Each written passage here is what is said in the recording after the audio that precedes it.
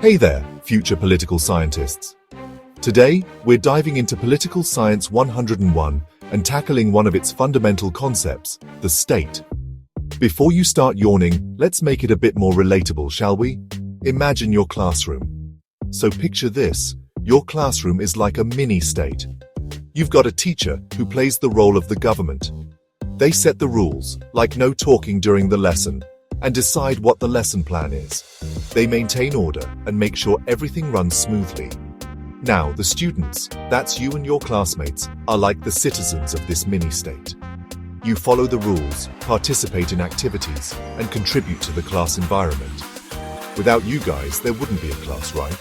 Just like a state needs its citizens. The classroom itself represents the territory. It's the physical space where everyone gathers and interacts. Just like how a state has defined borders, your classroom has walls that separate it from the rest of the school. Finally, we have sovereignty. Your teacher has the authority within the classroom. They answer to the school principal, but within those four walls, they've got the final say. Similarly, a state has sovereignty within its territory, meaning it has the ultimate authority to govern itself. So, let's recap. The state in political science is like a classroom with four main elements. The government, your teacher, the citizens, you, the territory, the classroom itself, and sovereignty, the teacher's authority within the class. Easy, right? By thinking of a state this way, it becomes much easier to understand how different countries operate. They might be more complex, but the basic principles remain the same. Now, if you found this analogy helpful and want to dive deeper into the fascinating world of political science, join me and countless other students on Revision Rush. It's the ultimate platform for turning those head-scratching concepts into aha moments. Hit that subscribe button, and let's make political science not just understandable, but downright enjoyable.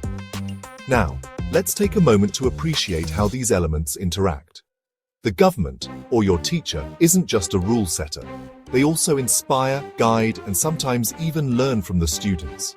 Similarly, citizens in a state aren't just passive followers. They actively participate, voice their opinions, and contribute to the state's development. The territory isn't just a physical space. It's a place where culture, ideas, and relationships flourish. And sovereignty isn't just about control. It's about responsibility and stewardship.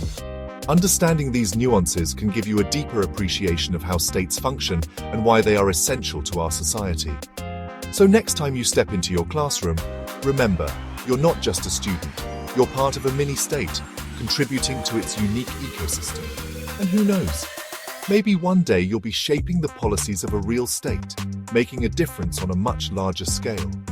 Until then, keep learning, stay curious, and let's continue exploring the fascinating world of political science together. See you next time!